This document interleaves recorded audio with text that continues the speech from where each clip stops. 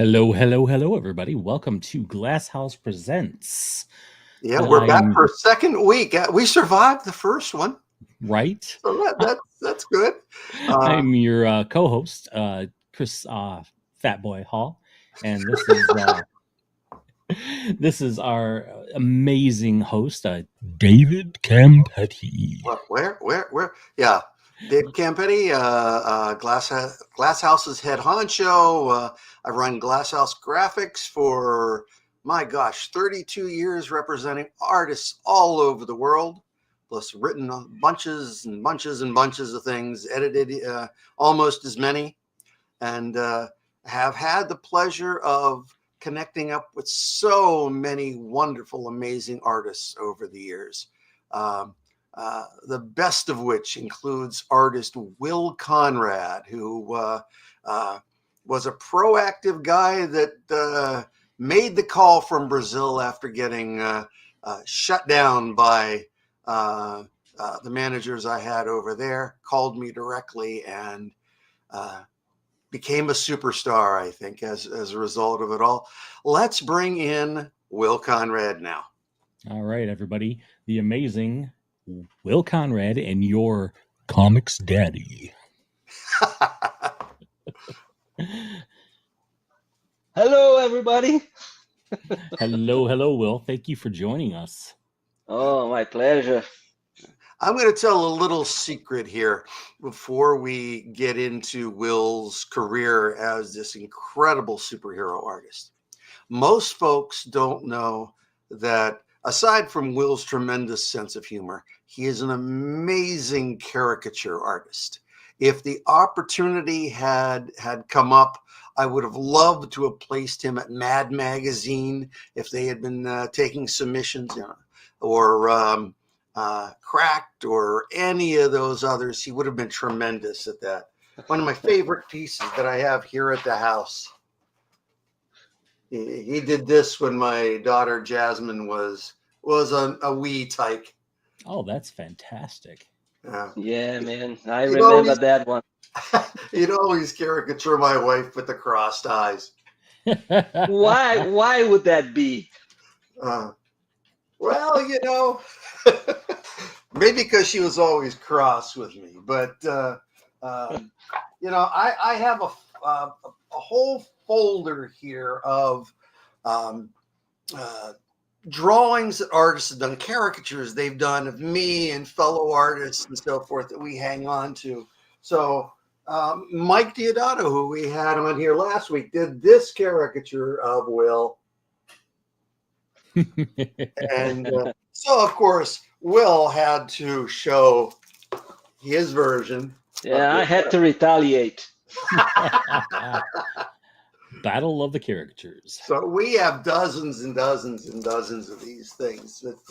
This is all the hidden world of Will Conrad. He is so tremendous doing that sort of thing, and just hasn't had the opportunity in the regular comics business to do it. So he couldn't do that. So he became one of the world's best artists, drawing for Marvel, DC, Dark Horse, AWA, and everywhere else. But let's talk to Will, and he can talk about how he started and where he is now. Yeah, man, it's been a long road. Long road indeed. How long have you been in the comics business, Will? Well, doing comics for the American and European market, it's actually 25 years this year. Oh, man.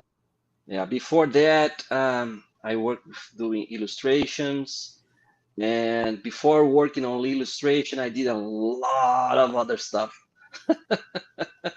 But, it's been 25 years already. A little bit more than that. This is from the day that I got my first assignment.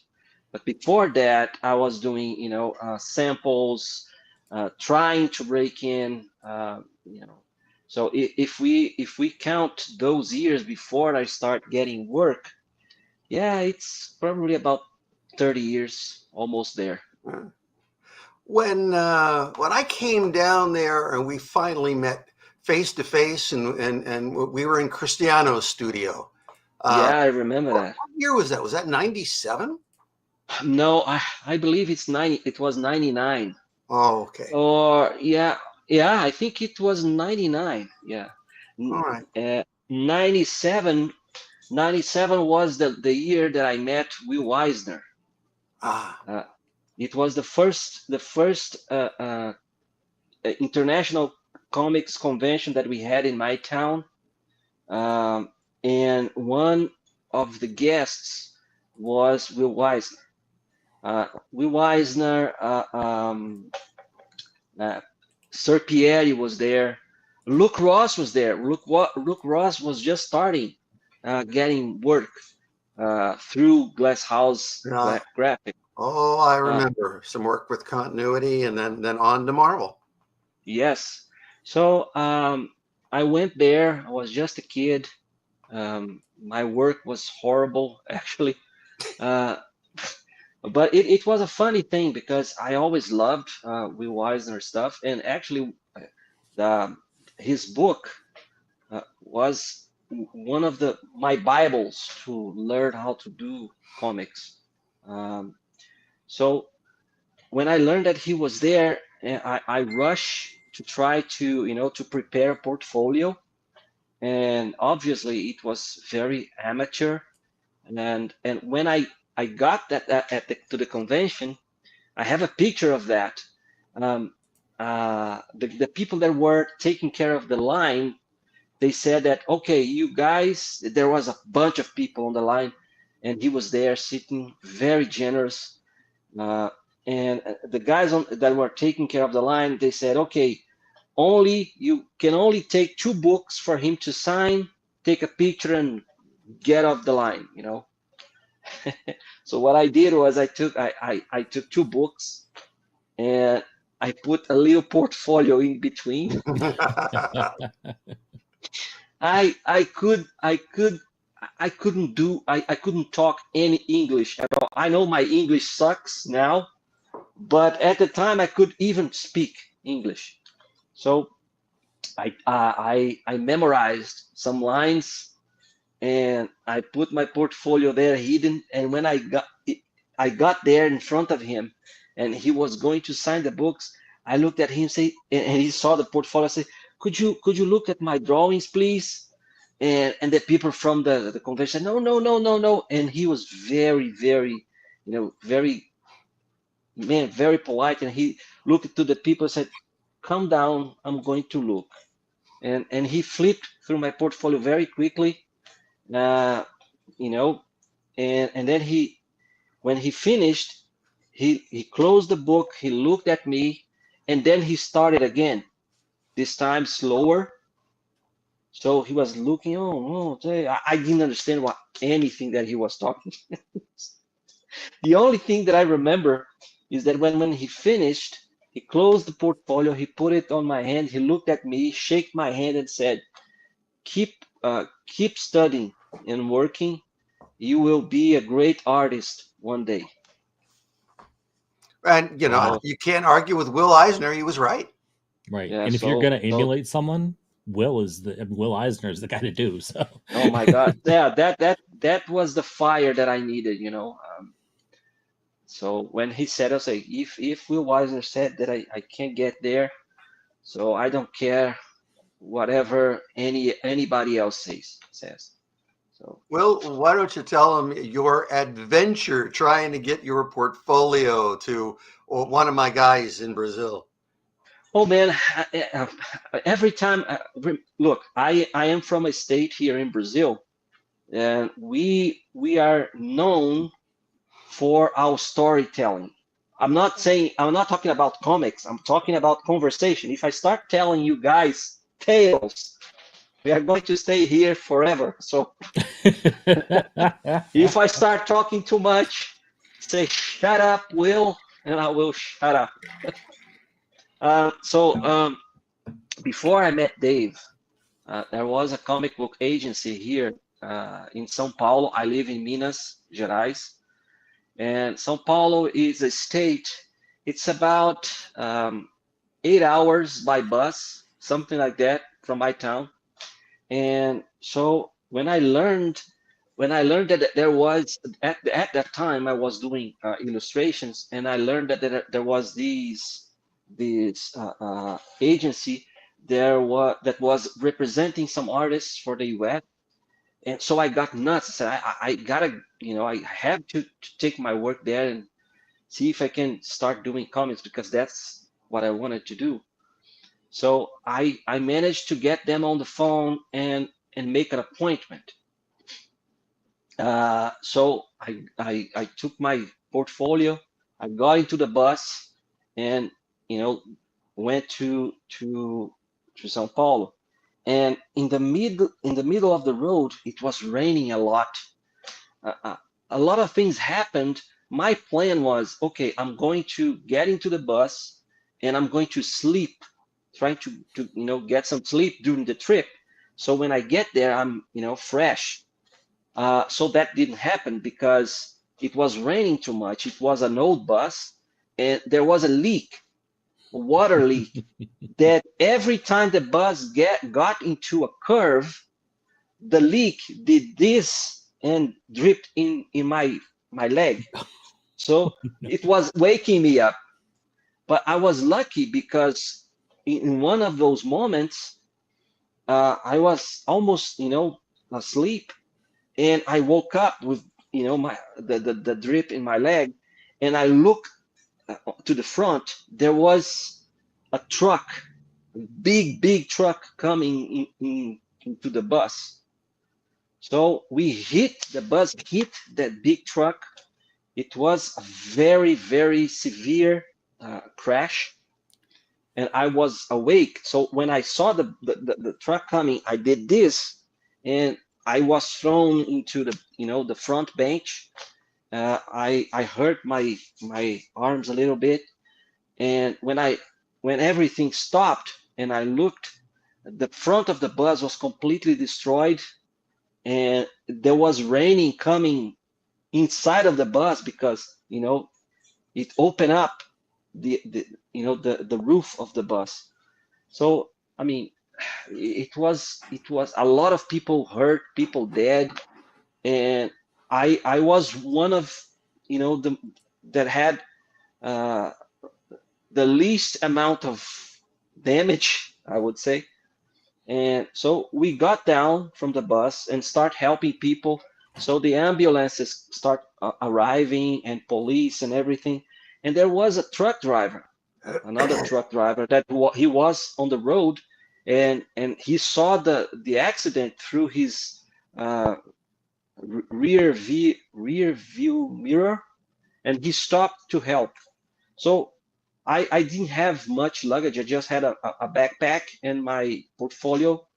And so we start talking, and when the situation was already controlled, he was said, okay, I'm going to keep going to my destination. And I looked at the plate of the truck, and the plate was written São Paulo. And I asked, are you going to São Paulo? And he said, yeah. I said, can you give me a lift? And he said, oh, yeah, sure. So I finished my trip, on the truck, not on the bus. And when I arrived in São Paulo, it was like, I don't know, like 14 hours or something like that. Uh, and I finally got there and managed to get to the agency. My portfolio was completely rejected. But I understand, because I was not ready. My portfolio was a lot. It was more illustration than comics. So they said, "Oh no, your style doesn't work. We can't sell your style."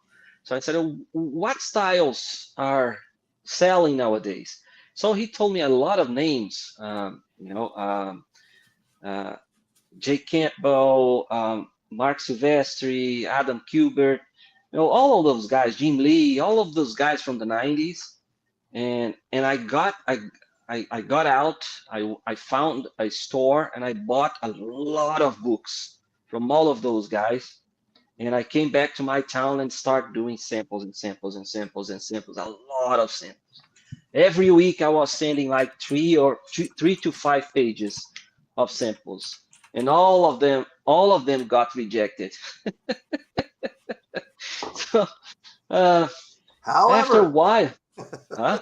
Yes, yeah, after a while, I have a great friend of mine here. There's a great artist, and you guys should have him on the show.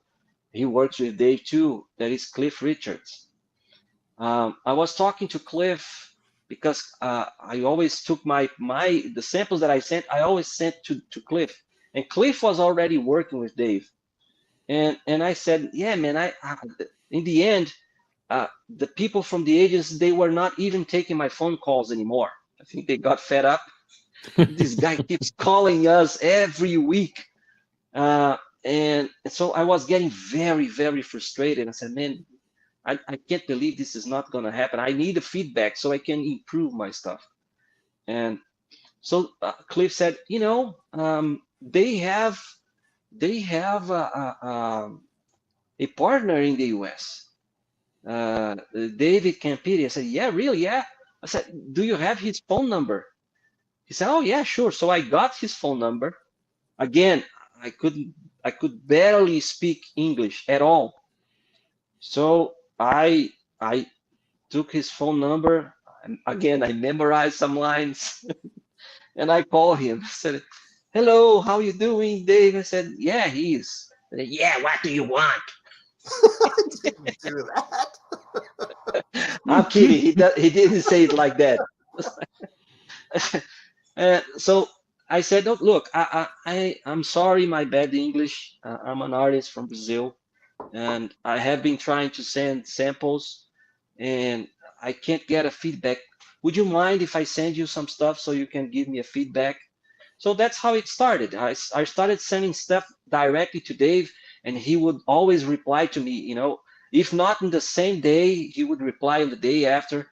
And then I started improving a lot until the day came. He said, "Hey, your inking is very good," because I used to ink everything that I did, and and he said, "Why didn't you send samples for inking?"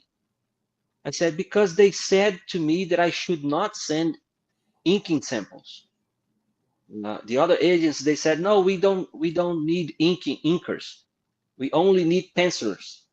So I said, "Yeah, I would love to send samples of inking." So I got some pages from Cliff Richards, and I inked those, and I sent those, and I said, "Hey, your inking is good." And at the time, um, Dark Horse needed somebody to help finish an issue, inking an issue of Buffy, the Vampire Slayer. And Cliff lives close to my town, to my house, my home.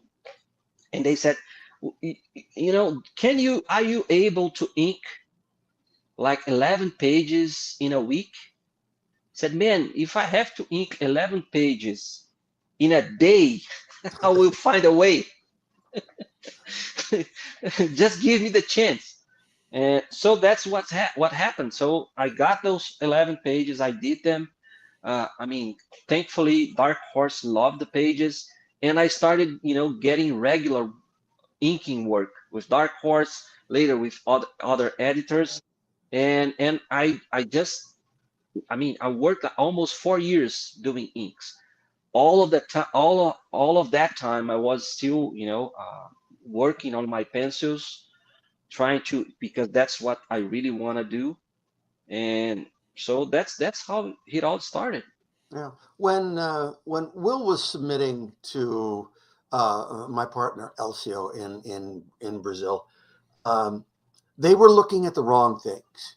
We were in a period of growth with Marvel and with DC. Marvel, we were drawing like 11 books a month. DC, we're drawing 7. We were being asked to do more work with Dark Horse, a continuity. Um, Valiant, and so many others. So they were focusing on pencilers, and they were giving little thought to inkers because they had Joe Pimentel and several others who were quite good. And so inking was kind of an afterthought for them. But I was looking at things from a different perspective. Will was sending these wonderful pages, and although at the time the actual drawing needed some work, you could see all the raw talent in the drawing, but it wasn't yet coming together. The storytelling was decent. The drawing was decent. It wasn't superlative. But the ink lines he was putting down, even at that early stage, were wonderful. And uh, the gang in Brazil wasn't really recognizing that because they weren't focused on it. So I got him, and when I wanted to see what his inks really looked like over other people, that's where he really shined. He was inking better than some of the people that the team in Brazil had inking already on various things. So he did the half issue of Buffy, which became his tryout, and he became the full-time inker on Buffy. Yes. And that was a career move that was wonderful because as he was inking, he was continuing to work on his pencils until his pencils got good enough. Um, and it became a situation where he went from inking Buffy to years later in his career, penciling and inking the Angel in Faith comic. And Yes. amazing, amazing work by that time. But an interesting point here was although Will was such a great inker, he had a number of years where he was drawing for Marvel on Black Panther and other titles, doing a tight pencil style with no inks at all. Yes. He had mastered the pencils that well, and was able to pencil in a way that the printed work you couldn't tell that it wasn't inked because he had such control of his line. So amazing work, whether it was pencils or pencils and inks. And then he continued to change and grow till he switched to digital as well. And honestly, you can look at a printed page that's digital and a printed page that he did on paper, and his control over the digital work is so good, and he's not taking all the shortcuts everybody else is taking. So you can't tell the difference. It looks great no matter what. That's Speaking of amazing. great, why don't we look at some of that, the stuff he's been doing recently? And Will, you can narrate, talk about what you've been doing and what you will be doing. Sure. Sure. Yeah. Let's see here. Yeah. That's the Flash Gordon. That's what I'm working now. Um, I was approached by Mike Mars. He was an editor that I worked with at Marvel, and he said to me that they were trying to, looking to relaunch the Flash Gordon. He offered me other stuff. I was doing stuff for DC, and when he said Flash Gordon, I said, "Hey, man, count me in. It's Flash Gordon." And so I did the redesign. Obviously, they asked me to change a lot of stuff. For example, Ming. Ming could not be the same kind of Fu Manchu look. They didn't want that. So I said, okay, let's do him really an alien, like with kind of an alien feature. And I had to redesign everything. And so it's the feedback that I'm getting from Flash Gordon has been amazing. Very happy with it. And but I have done a lot of stuff. These that you are showing now, it's a Star Wars page that I did for work for Dark Horse while Dark Horse was publishing Star Wars. I I have done apologize. I was trying to find your more Flash Gordon stuff. I know I downloaded it somewhere. Yeah, no, no, that's fine. That's fine. It's even good actually. So Flash Gordon, Star Wars, and I love doing sci-fi. I have done a lot of sci-fi, um, but Flash Gordon was amazing when I got the invitation to do it. But and I have been doing a lot of stuff lately. not only for DC and Marvel, but also other stuff. I have been doing stuff for the Reaperverse. Uh, this is a creator owned stuff that I did alongside my buddy Rod Montero. This is The Collector. That this is a book that came out through Dark Horse, and we are doing the relaunch very soon in Kickstarter, and doing the sequel of the story. So you guys can be waiting for that. That is hopefully coming soon. Is this based off the movie? What movie? The Collector. No, it's Okay. completely different. All right. It's a completely different story of a new character that we created, and basically this part of the story goes on through several eras, and this particular arc, it happens during the World War II, in a Japanese concentration camp. Very, very cool. Yeah, that's it. That's the Buffy. That's my first gig in professional American comics. I was inking half an issue of Buffy the Vampire Slayer, and lately I ended up doing a lot of stuff with Joss Whedon. I did this. I worked on Firefly, 2 miniseries. I did Angel and Faith. I did a lot of Buffy stuff. So that was a very, very fun time of my life. So this is a little bit. I was on that page showing that I also did colors very briefly. So I did the inking and the colors on that one. Oh, very cool. So these are all your colors. Yes, the inking and the colors are mine there. So because I worked with illustration and I did a lot of stuff, so I ended up doing a lot of this. I learned a little bit about many parts of the process. So very, very cool. That helped.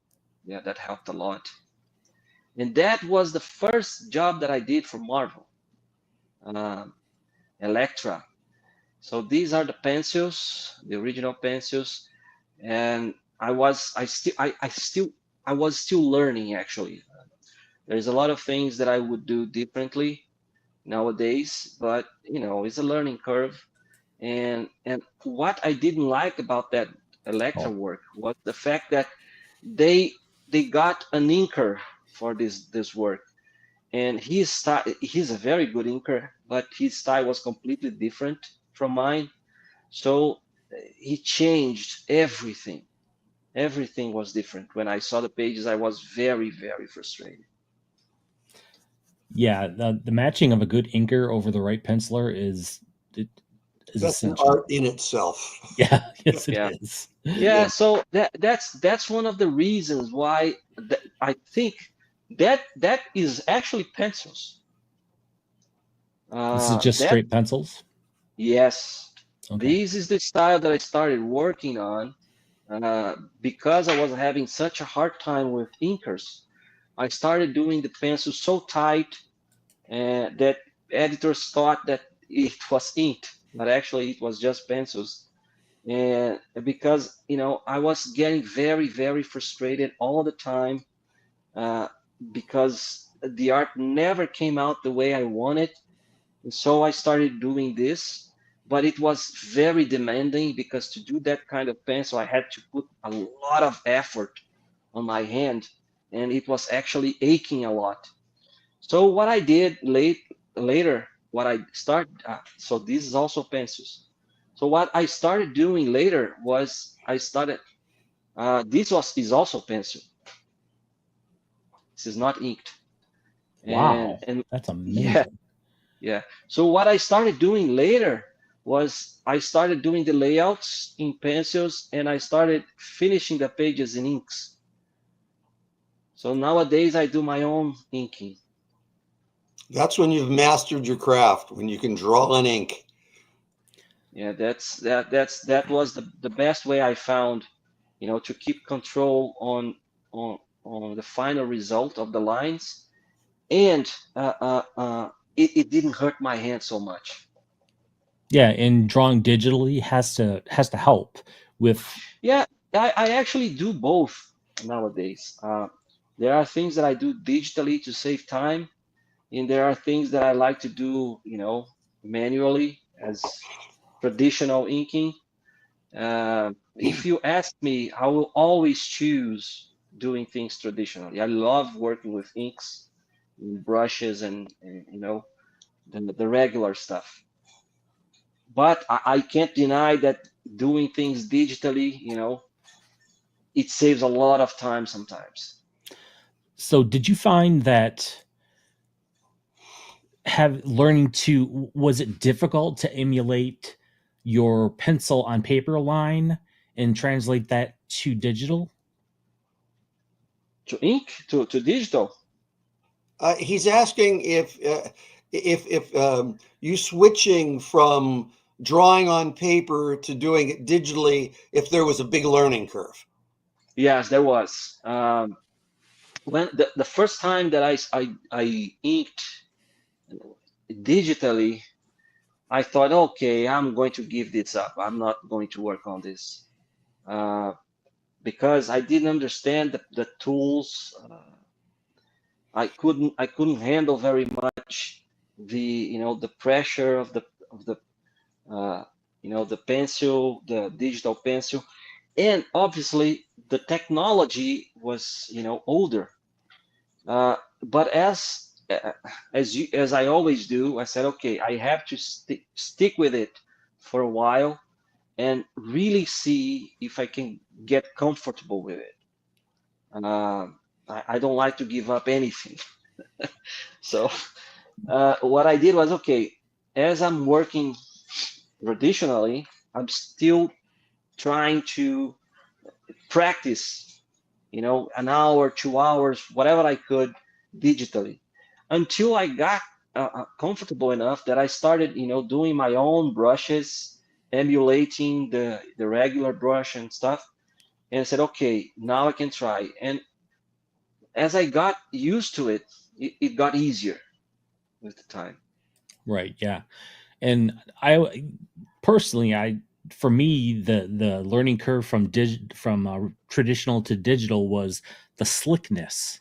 There's no surface, there's no pushback like you get from a pencil on paper when you do Yeah, but digital. I found out that you can get some how do you call it? Those films that you put Yeah, Hmm. at one point on you the had me surface. order some of those for you. Exactly. So Yeah. you have some that emulate the paper feeling. So that is actually surprisingly pleasant to work with because it's very similar to paper. Did you color this yourself as well, or? No, no, no. This was already. I was already. I actually when I did this one, I was under contract with Marvel. I think I was an exclusive artist for Marvel for about 5 years or something like that. And that at that time, this was I did my own inks, and but there was another colorist. I don't remember who colored it. Okay, so some more of your work here. Gorgeous, gorgeous stuff. Like those gray tones are just fantastic. I love those. Yeah, thank you. I was starting to experiment doing. I do part of it in traditional art, and then when I scan, I start fiddling with it digitally. So, This is from Cyborg. did you find that inking helped you develop your line art skills? Yes, for sure. I used a trick. Some say that I cheated, but what I did was while I was inking, I was studying the lines of the artists that I was inking. I was observing, you know, their visual resolutions in certain situations.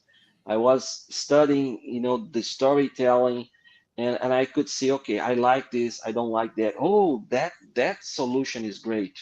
So while I was inking, was trying to, absorb everything that I could that I think was great on everybody that I was inking. So that helped me a lot.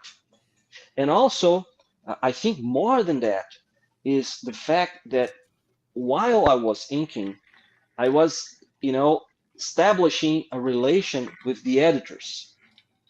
And they could see that I was reliable, that I delivered the work, that I always tried to communicate. Every time something happens, I always made sure to let the editors and the, David at the time was my agent. I let everybody know. So I always wanted to keep the level of professionalism that editors require. So that helped a lot. And I did that while inking. So when I started doing pencils, they already knew me. Yeah, that's very important. That's one of the most important things I think in comics is to develop a relationship with people Oh yes, because yes. they tend to, It, yeah.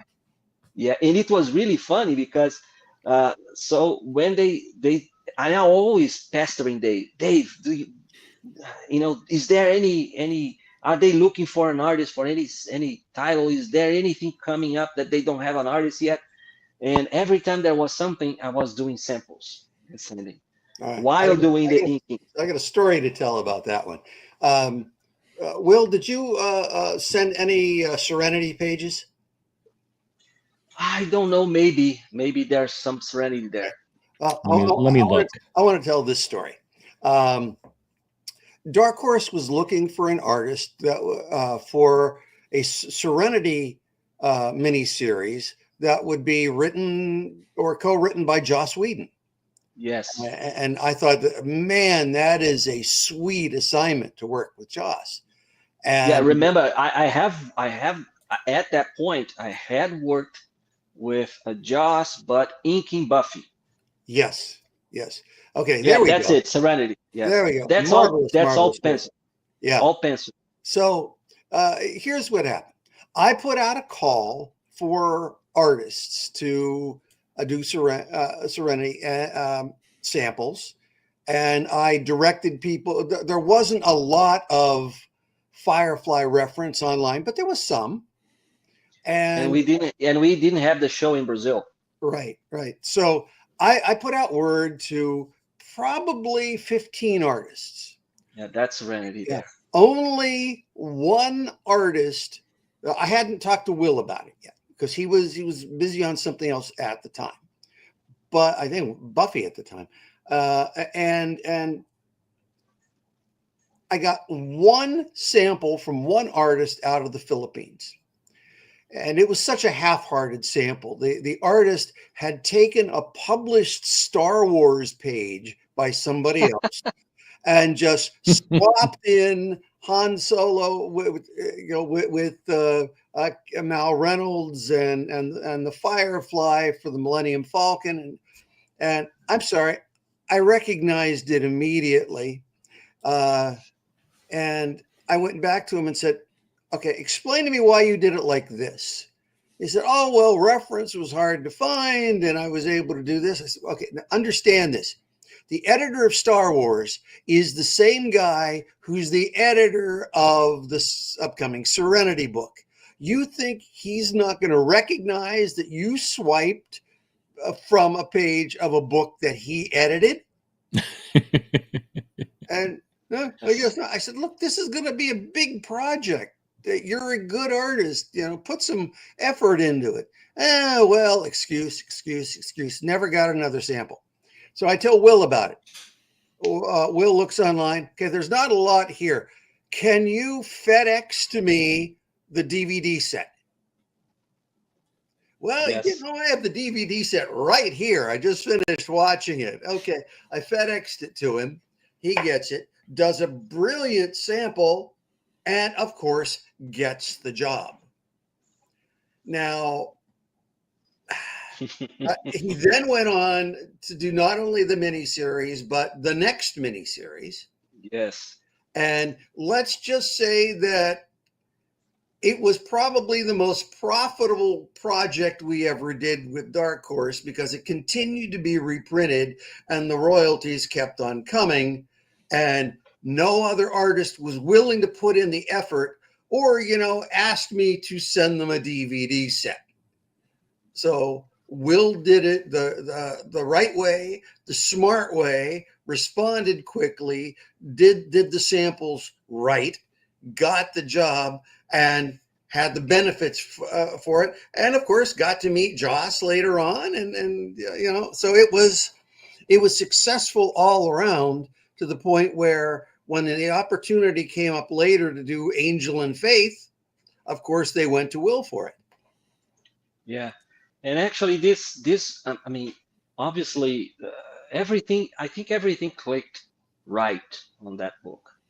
Uh, the the fact that they let me do it in pencils, so it helped a lot. And then they gave the colors to Laura Martin. She did a brilliant job. The script was great. The story was nice. The colorist was great. The artist was, but everything, and I mean, the book was considered by Comic Buyer's Guide the best comic buy in 2007. That's when it came out, and I was very happy. And but most importantly is that book, that mini series, was to me a milestone on my career because that's when Marvel and DC and every other publisher they started paying attention on my work. Mm-hmm. After that, I started getting offers from many publishers, and so that was a very important story to me.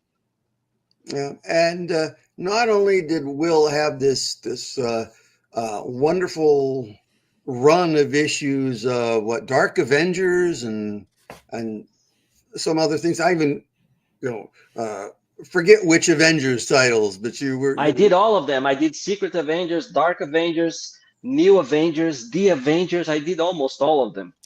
All the Avengers.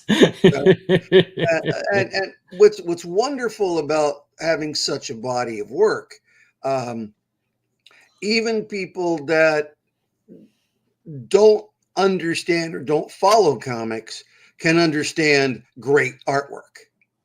Um, some of you watching this may remember that decades ago I was running Innovation Publishing, and one of the books we ended up doing was Quantum Leap. So decades later, I get a phone call from the co-creator of Quantum Leap, Deborah Pratt. And she Yes. says, I came across the Quantum Leap comics in my storage unit. I would love to work with you again. And I'm thinking, oh, am I going to get to do Quantum Leap again? No, this was a thing where she had a teleplay for a pilot called Warrior One that was loosely based on a series of novels that she had written that are currently on Amazon. And she sent me the script and said, I want to go, A-list all the way. But I want you to write it. I said, I thought you wanted to go A-list all the way. But I knew exactly what to do with her teleplay because I had adapted so many things across the decades and wrote a very tight script that was 76 pages. I wish I had had a lot more pages to spread it out so the art could have had more room to breathe. But as I was writing it, I pitched a number of artists, and she, of course, centered in on, I want Will Conrad. He's the best of the best here. And who am I to disagree with her? So we ended up doing Warrior One, Yes. and which is come out in hardcover and softcover. I was sent one copy of the hardcover, and apparently they've done a large absolute edition that I haven't seen yet. But Will's artwork is just tremendous. Yeah, that's a very, very nice book. Not, I mean, I Yeah, love doing the art, and the story is very compelling. yeah, we had Candace Hahn on the lettering. We had Catherine Renta on. I'm sorry, Candace Hahn on the coloring. Catherine Renta on the book production and lettering. It was a first class project all the way. I think you can still get the project on Kickstarter as one of the late pledge things. So And actually, Deborah, she is planning on doing the sequel. So yeah. maybe, yeah, maybe there's something coming from there, you know. So that would be nice, and I'd be happy to jump in and script the next one. And if Will schedule allows, I think she'd love the continuity of having the same brilliant artist on it. Yeah, yeah, it's been fun. As I said, I have been doing a lot of, different stuff. And it's funny because sometimes you do stuff, people keep asking me all the time, oh, what is, what's the most important book that you did, or the book that you are most proud of? Well, I said, it's difficult to say because to me, in terms of work, I'm always trying to put my best in every page, and I'm a very sometimes I think I have that they say the imposter complex. Is that correct? Hmm. That there's so many great artists out there, and I'm always looking to some people's work, and I say, man, I wish I could do that, and I try to do that stuff, and that's I think how we grow up as an artist. I'm always trying to do stuff that I've never done before, or that I don't think that I'm good enough to do, and I like to challenge myself all the time, and um, so uh, uh, uh, people sometimes ask what was the most important book, and I always say it's difficult for me to say because sometimes you do something and you don't realize what you're doing at the moment, how important that book or that story is going to be in the future. That happened with Serenity. I had no idea how huge it was going to be. For the publisher, for the fans, for myself, my own career. So that was one of the books that I am most proud of. But all of them, everything that I did had some importance. I had no idea Flash Gordon was going to be such a hit. I keep receiving, invites for conventions and stuff because of Flash Gordon, since I started working on it. So, because everything that we do is important to somebody. Uh, that's why I'm always serious about everything that I'm doing. Uh, even for example, I'm doing a lot of creator-owned stuff with other people. I did this work with Deborah. Um, I did a very, very, fun project, The Last Spartan, with Tyler Main, the actor, and I have done a lot of stuff, creator only, and I'm having a lot of fun doing those because I mean sometimes, oh, but there are not so many people that they are reading this stuff, but for the people who created that stuff, that's very important. So I'm very happy to work with this stuff and doing my own stuff too. So there is a lot of things that I always like to explore, and sometimes we do stuff. For example, I when I was exclusive to Marvel, um, I did a run in the Black Panther. I did many many issues of Black Panther, and it was like what, 15 years ago, something like that. It's been a long time. And a couple of years ago, I had just come back from the US. I was in the New York Comic Con at the end of the year. So when I just got here, at the studio, like a few days later, I got an email from Disney and Marvel inviting me for, the red carpet of Black Panther 2, The Wakanda Forever. Wow. So they took me to the US for, to Hollywood, and I took my daughter with me, and we were there with all of the actors and producers and, everybody that was involved on the movie.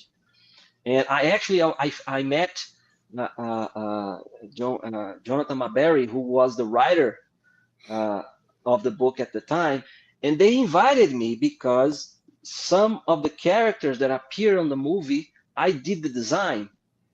I did the design of part of the Black Panther suit, Shuri Black Panther suit. I did that. So Very cool. I didn't know at the time that I was going to be involved in something that was coming out as, as part of the movie.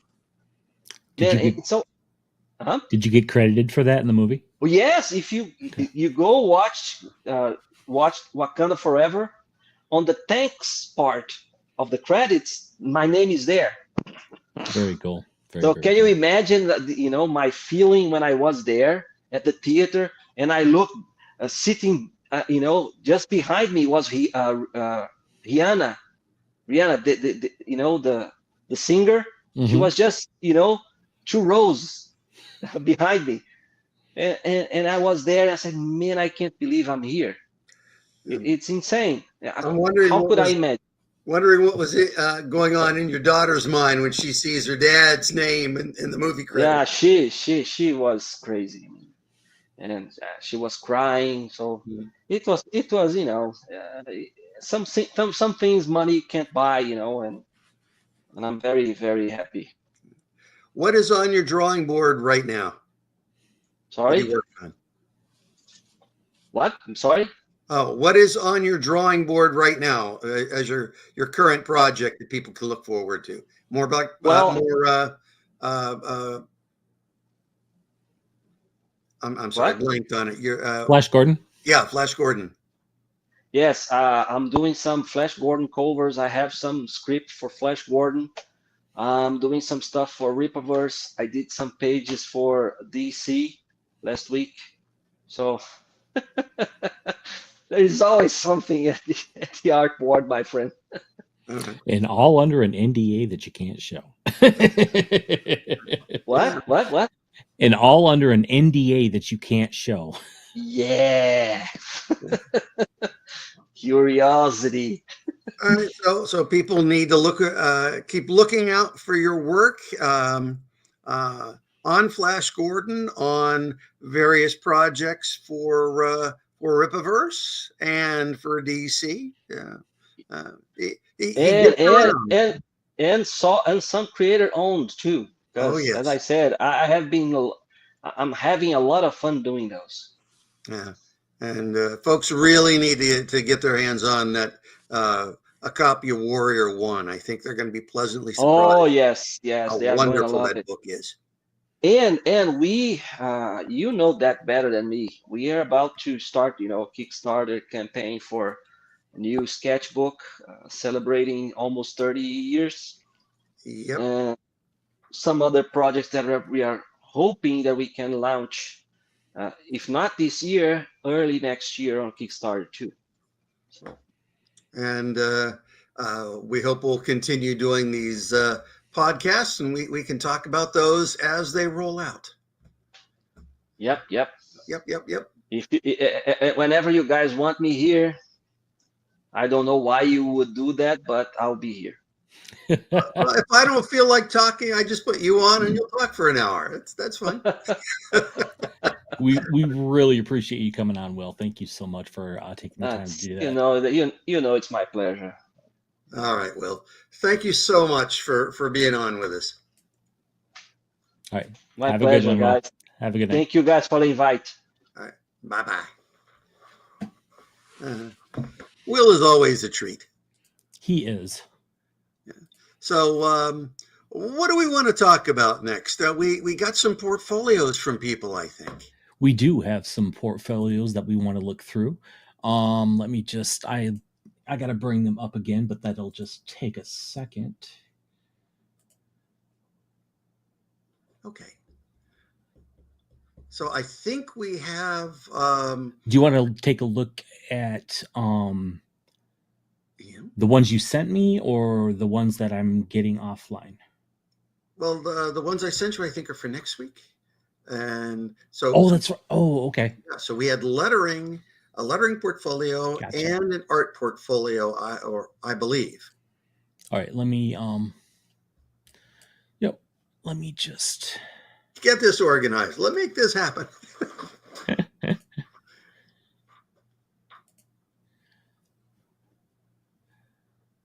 hold on. Where am I here?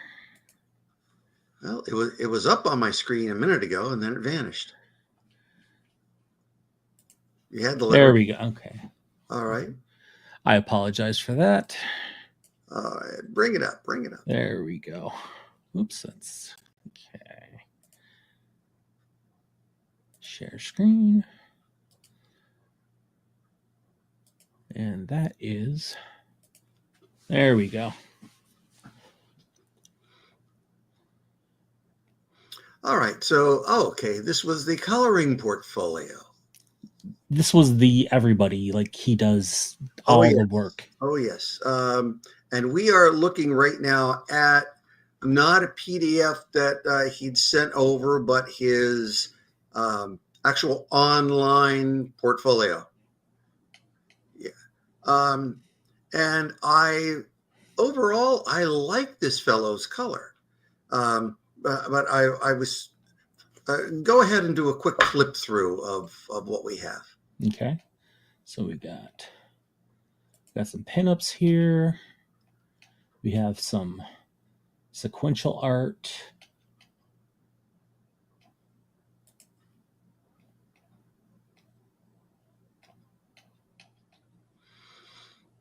And he is watching, so. Yeah.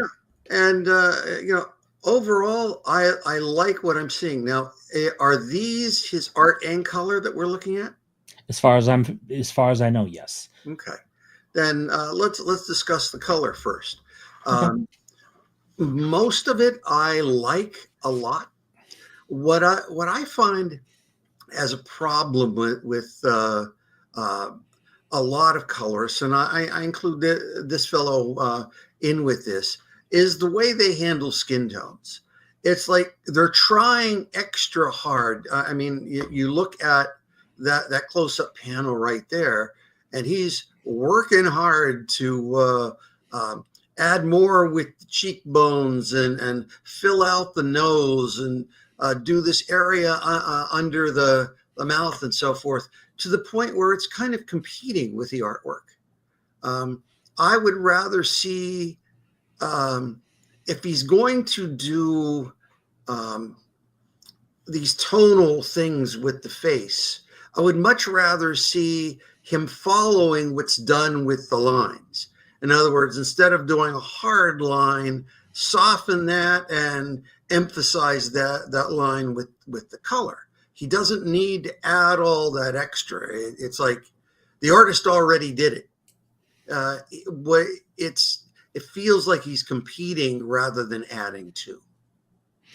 And would you say that it's typically a good idea when you're coloring women that less is more? Like you don't want to add all that in. In a lot of cases, less is more. Remember, there was brilliant work being done, especially on covers, but also on some interiors, like at DC Comics in the 1960s.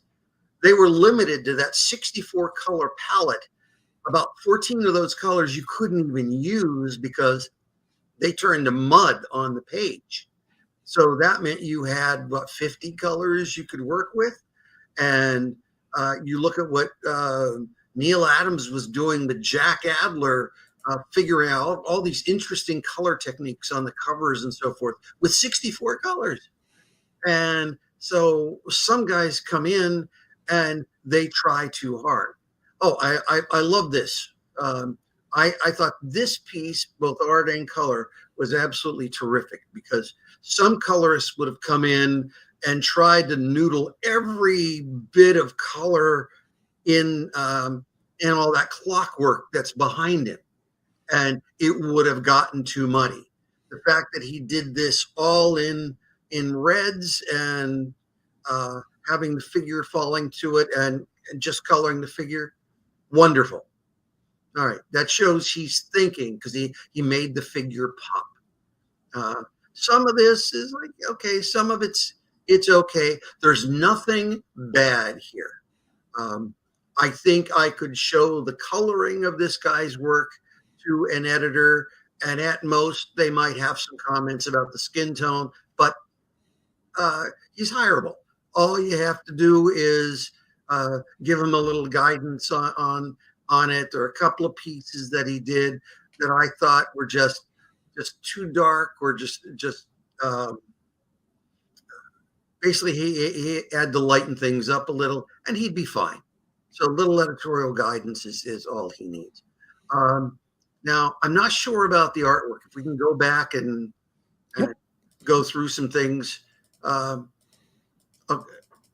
Okay, go back to the beginning. That's fine. Yeah. Okay, yeah, line art, he's listing other people there. So I guess this is his stuff, and this is somebody else.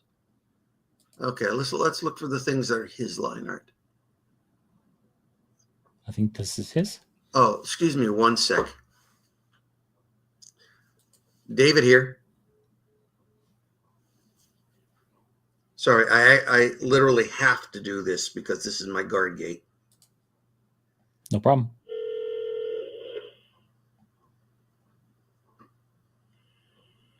People get to see this live. David Campetti here. You've got a person coming through for me. Send him through. Yes, I do. Already, I'll send them through right now. Thank you. Hey. Family friend, but to get through our neighborhood, it's a live guard gate. So no fans get through unless the guard gate lets them through. Let me see the pinup. When I see stuff like this, I don't even think of that as a pinup. That's just a character drawing. On my blog on davidcampetti.com, I talk a lot about the thinking behind the drawing.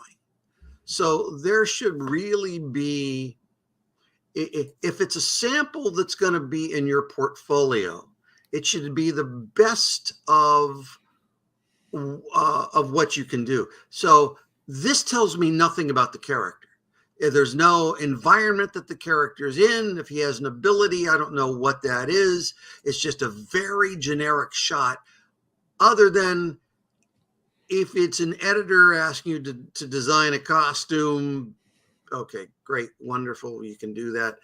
But I would rather see, even in a pinup, something that tells you what or who the character is. I have artists that will do pinups and create an entire environment so that you know a lot about the character just from this one drawing. And all I get here is, okay, he can draw a guy with no expression and clenched fists. I can't draw hands from this because he's kind of hiding it. There's no expression there. The costume is really generic. He's rendered the skin tones too much. It's like, no, we don't need all that. And so he overdid it. Yeah. Just because you can do 100 different techniques, you don't need to show all of them in one illustration. Okay, so this is his colors. That's his. Let's see here. Yeah, overall, I would give this guy a chance, but I would give him editorial guidance of what he needs to tone down, what he needs to try. I might even ask him, send him a couple of pages and say, here, do a sample this way. And here's examples of artists who are doing what you do, but better. And notice what they do with these techniques, how they don't over render this, how they handle this, how they separate figure from background. This I just thought was just too much. It just needs to be toned back. Okay, fine. It's a night scene, but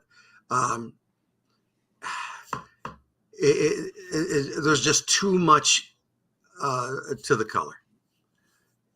All right, Raven's asking me to go back one. Okay. This one right here. Yeah, and apparently these are his colors. okay. So. You know, I don't mind the colors. The stuff that's actually brighter rather than the more muted stuff, I think he does better. Yeah, some of this I like. Some of it, it's like, all right, he's doing the cutout style tones on some of these, and some of it I think is just too much. I feel that sometimes he does very well, and sometimes he competes with the drawing. There are elements of this that I think are great, and elements that I think is just he's overdone it. All right, you don't need to show off. Just choose the best colors that you can. Right, and I think a lot of colorists fall into that trap. They overdo it because they want to show what they can do. You know. Yeah, and I can understand that. You know, somebody submitting a coloring portfolio, you can send me 8 or 10 pages, maybe 8 pages sequentials and a couple of covers of various people that you've colored, so that I can see a range of your techniques over different people. And fortunately, he's got some of this here, but I would like to see color that doesn't compete so hard with the line. So you would you would ask this this gentleman to send you more work so you can. Yeah, what I would do is I'd go back. I would write him an email. All right, here's what I like. Here's what I don't like, and why. Here are some examples of what I think are perhaps better ways to do it, or that fall in line with what you're already doing. Here are a couple of examples of folks doing some different things. Are you capable of doing something like this? Because I know editors who will buy this right now. So there, I can approach it in different ways. Fortunately, he has talent here, and so he wouldn't be hard to give that guidance to. We don't yet know if he can follow editorial direction. Some guys hate it, some guys love it, some are in the middle there. But giving him that test would make a big difference. And you know, there are people that I've given tests to that, you know, I'll send them something and expect something back in a week. And next thing you know, 6.5 years have passed and I haven't seen anything. Or he'll send me 4 new pages and it'll be, I'd like you to review this, conveniently forgetting that I asked him to do something all those years ago. So, yeah, I would like to try this guy out. And I've got some stuff in the hopper that I could have him try that could lead to jobs if the editors give thumbs up. All right, if you're listening, Horrenda, yeah, send. We'll give you an email and stuff, and you can send David some stuff and contact him at the end of the show. Okay. And so you want to move on to the letterer? Yes, please. All right, let's go to the letterer. If people see me doing this, it's because you'll notice the video is, and I hope audio are better than we had last week. I'm using an upgraded camera and updated speaker, but it's right here. And it's in front of my computer, so to see everything, I have to sort of do this. There we go. All right, let's skip that one because I can't see anything on that page. All right, there's no way to show the whole page at once, is there? Let's see here if I can shrink it. Okay, leave it because maybe shrinking it isn't the best idea. All right, let's look at it big. We can go through panel by panel. You want me to? Yeah, bring it up big. That's fine. Okay. All right. There we go. All right. What I see with the lettering is, I call this very basic computer lettering because it's the sort of stuff I see from someone who's not being given editorial guidance to be a letterer. And I'll explain why. Go up to the first panel. Yeah. It's like, all right, this one is fine, but why is the guy on the right? Why is his neck talking? It's like the balloon tail is growing out of his neck. It could be placed better. Okay, go up. Hold on. All right. The middle panel. Why is her nose talking? Why is in the last panel on the right? Why is the guy's ear talking? It's like the placement of the balloon tail matters, and just pointing it generally at someone, not the best idea.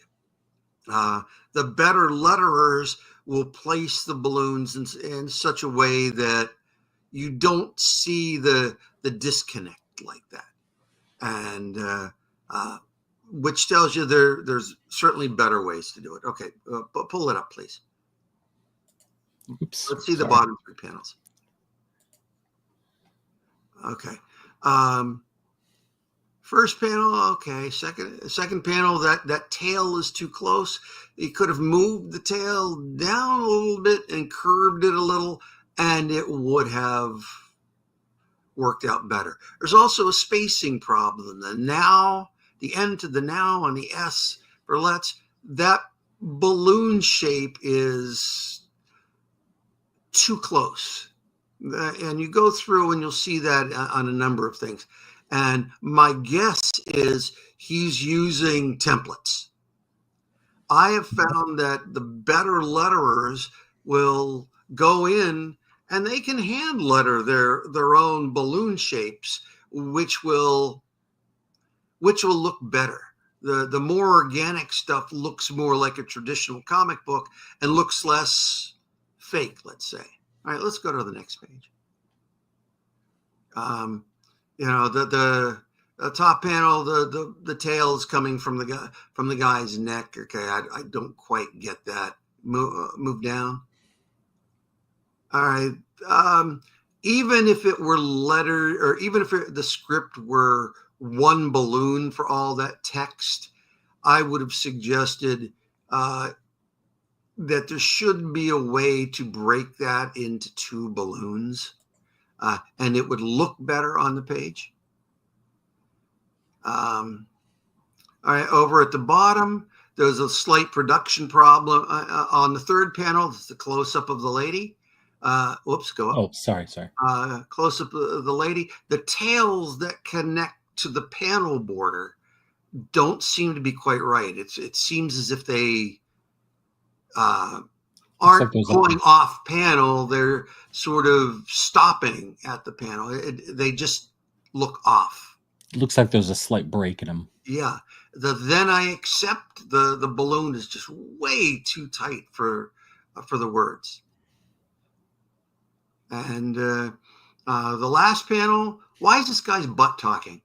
I'm in politics. A lot of people talk through their ass, but maybe that's not the best way to do this. All right, let's move to the next page. There's so much, let's call it dead space here. Again, he could have broken that into two balloons in that first panel. The sound effects are kind of lost. I don't know if he colored his own sound effects, but they don't really pop. I would have done something bolder, maybe put a double line around them, made them thicker, made them perhaps more yellow to have them pop off the page. They shouldn't blend in. And as it is, they're kind of blending in. Hold on. You're moving too fast on me. All right, that the reversed balloons are fine. I don't have any problem with those. Okay. If you're going to include pages in your portfolio, proofread your pages, please. Amir Alterboy, Altarboy. Even if if you got a script from somebody and it's misspelled, ask the editor. The editor clearly wasn't doing his job. If there was an editor on it, if there wasn't, you're dealing directly with the writer. It's like, okay, altar boy is this a boy who alters things, or is he talking about in a church an altar boy who's up there literally on the altar, Altar, with the priest? How do I know this? When I was a kid, I was an altar boy at Corpus Christi School. So, yeah, firsthand experience. Yes. And speaking of which, the hands that are throwing the thuds and the whams, those are not good sound effects. The on the next page is kind of puny. It just doesn't work. Keep going. Okay, we're getting into sound effects I actually like. I like the thooms and the blams and so forth. But the blams, something with the L and the A don't quite work once it gets smaller and smaller there. And again, you think these are templates? Probably. That they're using, yeah. Let's look at the rest of it. Okay, the rest of that I guess is okay. Let's keep on going. It's like some oddly shaped balloons here. A rule of thumb that I give when I'm an editor working with a writer, I will say every thought should be a different balloon. But most writers don't work with me. And so you'll get these balloons that are just filled with multiple thoughts, and the balloons are too big. So you look at this page, and this woman is saying, "Doctor, what happened to me? Is this permanent?" I would have broken that into two balloons on that side, because that's two different thoughts. What happened to me? Another thought. Is this permanent? All right, then unfortunately, the writer gave too much text on this page, but there could have been a better way to place these balloons. I will show later on an example of a better way. All right, as we get through here, these are kind of okay. Stop. These are kind of okay, but these balloon tails, which he was doing so much, he was placing them wrong and sometimes positioning, they should have been curved when they were straight. On this particular page, look at the balloon tails, how thin, how puny they are. Puny, that's a comic book word. Maybe we call them anemic. You compare them with the quite reasonable balloon tails in the previous pages, and you wonder, what the heck happened? And once again, in some of these balloons, like the balloon on the bottom right, we should be able to start production. The balloon the balloon shape is just too tight around it, which if he were hand drawing it or using a different template, it might be better. But this is all very generic comic book lettering, and he's making all the beginner mistakes with the placement and the positioning and so forth. There's nothing technically wrong with these first few panels, but the balloon shapes could have been better.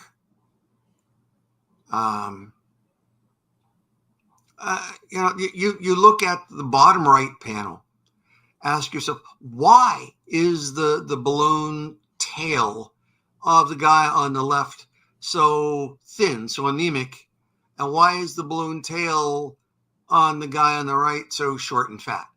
There should be more of a consistency to balloon tails, panel to panel to panel. These pages clearly lacked an editor that told the letterer what to do here. Or if it was an editor that didn't have the experience, maybe they didn't know what to tell him. All right, let's keep going. Again, thin balloon tail, fat balloon tail. The one on the right is better. The first panel on the left there, I guess her headband's talking. It's just a oddly placed tail. Next couple, okay, they're okay. Keep going down. All right, those are not bad.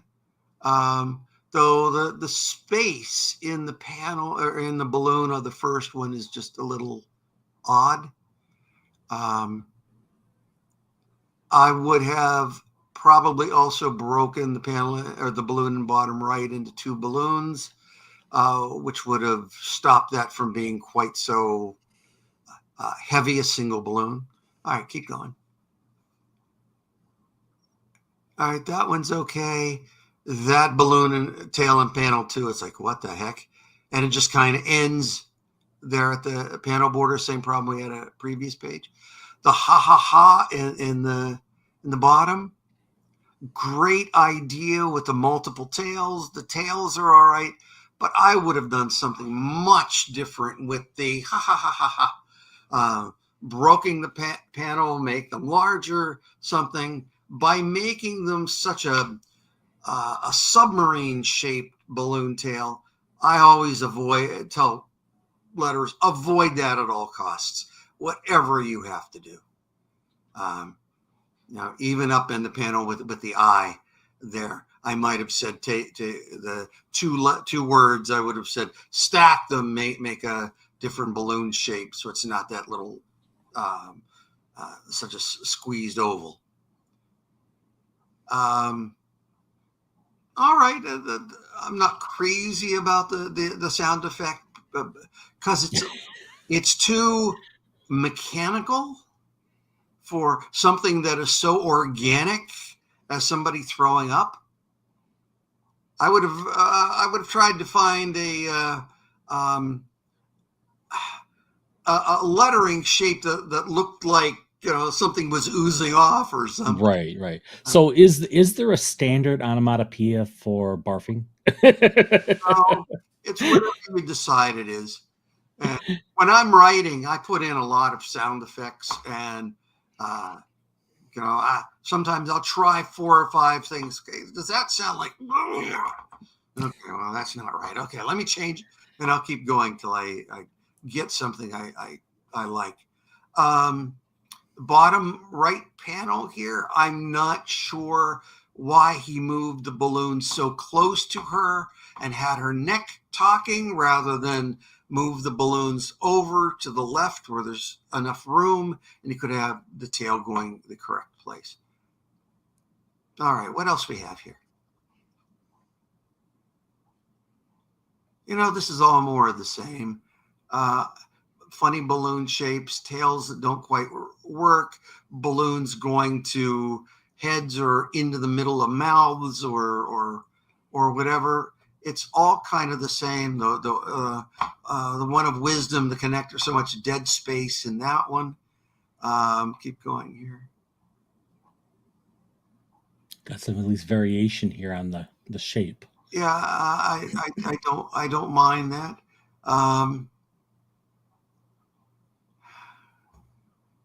It's like he's struggling. All right, this guy's armpit has to speak. It could be better. And that's the last page. So okay, professionals do it better. Let's finish this off with me showing. Then I have a couple of pages of a work that I personally edited and oversaw the relettering. Yeah, you sent me some stuff, so I'm pretty sure that was that up. And in fact, I thought that was up earlier. It might have been. I might have got rid of it. Hold on here. You can, you scoundrel. Was that it? Okay, here we go. If folks don't mind, I'm having trouble seeing this, so I'm going to do it this way, which is going to be odd, but okay. If everybody can see that, then you will see that on the left was the way this work was originally lettered some years ago. And it was lettered onto the physical original artwork, or well, actually was pasted onto the artwork, and was pasted so well that it would have damaged the originals if it had been if they had been ripped up. So my job became how do I fix all this? Because this was a project that was published a bunch of years ago under the title Willow, or A Girl Called Willow, or something like that. And we thought the artwork was so good that it needed to be colored and reissued as a graphic novel, because this came out as a black and white from a small publisher. Now, if you look at the wait a minute, this is the second of 2 pages, I believe. Can you? Yep. Let me see. Let me see the other one, because he's leaving there. Let's show everybody the first page.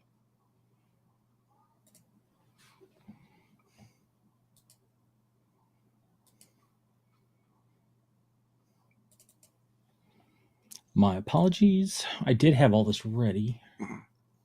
There will be flogging later. We might broadcast that and get more people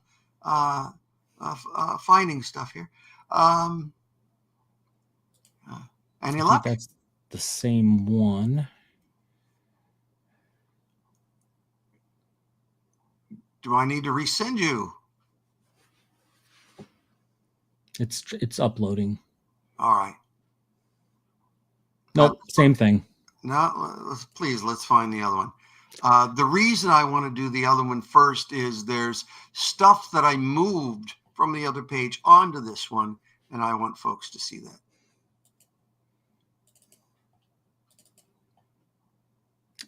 So we got. Is it just the black and white one? This one? Nope, that is not that one. That was last week's. All right, I guess I'll have to do it this way. All right, while you're looking, I will talk about this one. All right, there was a previous page to this that I had. There was too much text on the other page, so I had to move it here. On the left, you will see what was here originally. And it says, I'm a producer, I see. I also run a modeling agency and all that. But for whatever reason, that possessed the letterer, she covered the bodies of these characters in panel 1. I couldn't understand it because there was plenty of room to do it right.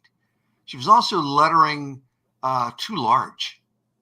So she could have gone down a little bit and everything would have fit. We didn't need an easy reader version of this. So I moved some of the text that was from the previous page. What are you doing in a dump like this? And so on. Moved it there. I moved everything to the left. And that's the page. Okay, let me go back to the other one.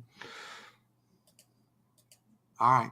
There you go. All right. So you see, I moved everything to the left. I made the page a little bit smaller, so everything, or the panel a little bit smaller, so that everything fit. And then I was able to put the I'm a producer and play ball with me. And then I moved her balloons to the left because there was room for it. And then he could respond. And it all felt right, fitting it between the two. And then you look at panel 2 where he's holding her little sign there, and I bring the other line down there. I had a hands-on approach. It literally touches his hand so that there's that little subtle thing there. What I would do first, Okay, you moved her balloon is leave, Mr. Pucci, and I added the as in now. You will also, for that emphasis that should have been in the script originally. And then you'll see him, the round panel 3, for some reason, she covered his body again with both balloons. So I moved his balloon to the top. Then the panel bottom left, again, she covered his body very oddly. I found you could move it down below his hand and everything fit. So just intelligent use of the dead space.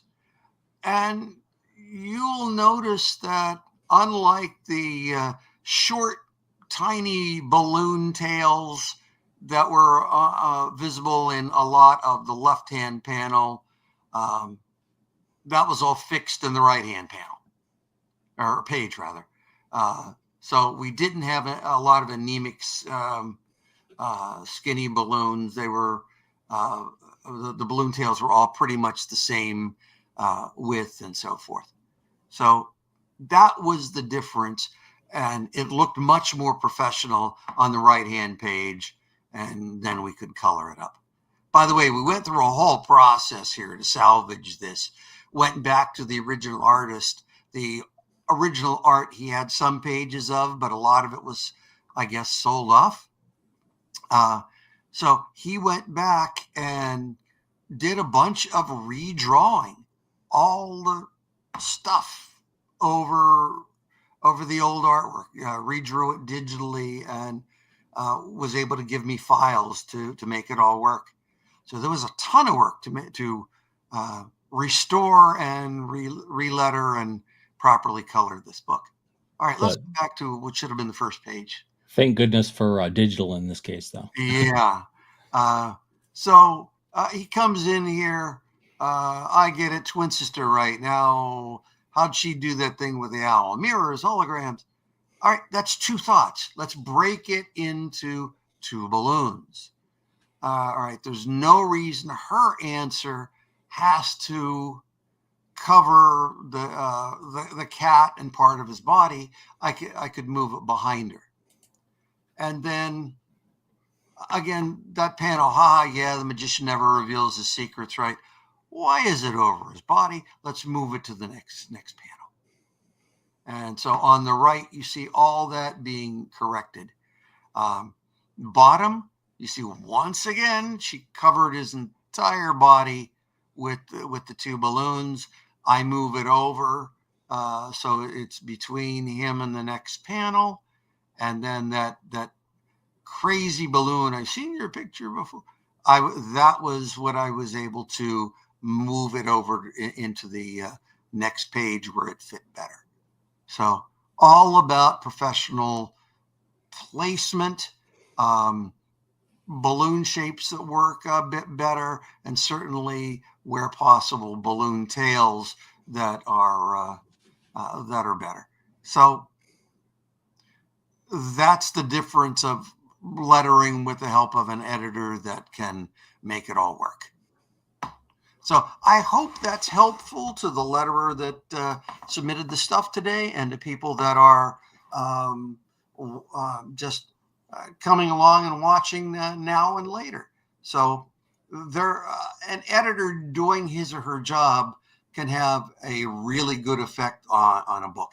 And that's technical editing of a script and changing a few things and moving some balloons around. A couple of words were removed, but a couple added. So it all worked to make better comic book pages on both of those. So that's what it's all about, trying to make everybody's work better. Because everybody submits to me every time I get a portfolio. I hope, okay, this is going to be the next great guy.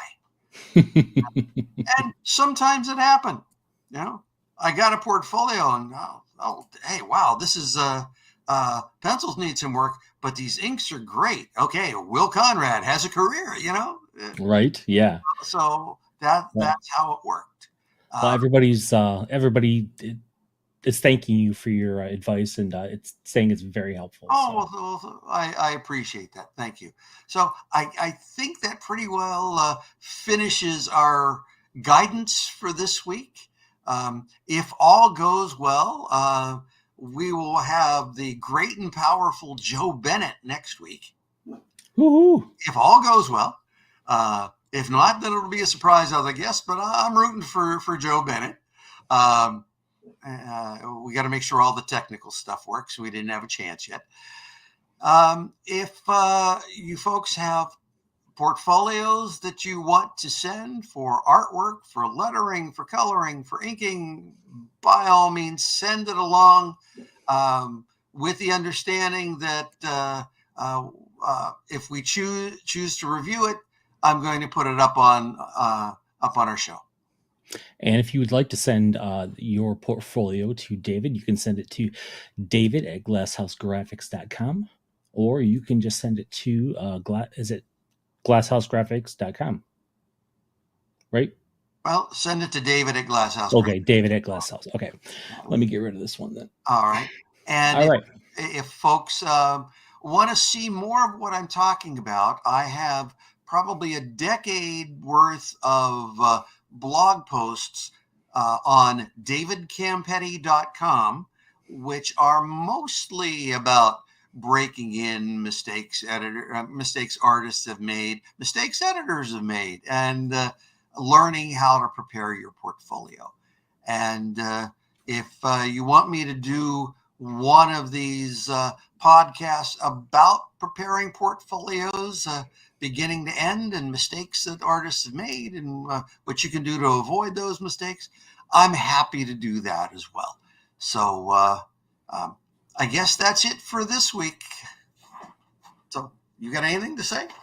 Yeah, thank you for tuning in. Thank you for everybody here commenting and listening and watching.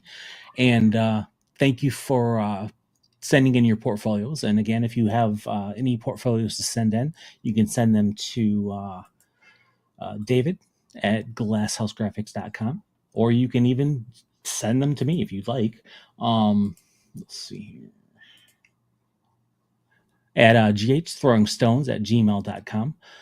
That is, for right now, the official email of the show. And so we're pretty fun show this week. Yes, it was a great show. It was great having Will on. We had a few more stories and questions, but we'll have to save those for next episode because it ran a little long, but that's okay. All right. Thank you, everybody. All right. Thank you. All right. Have a good night. Bye. Bye.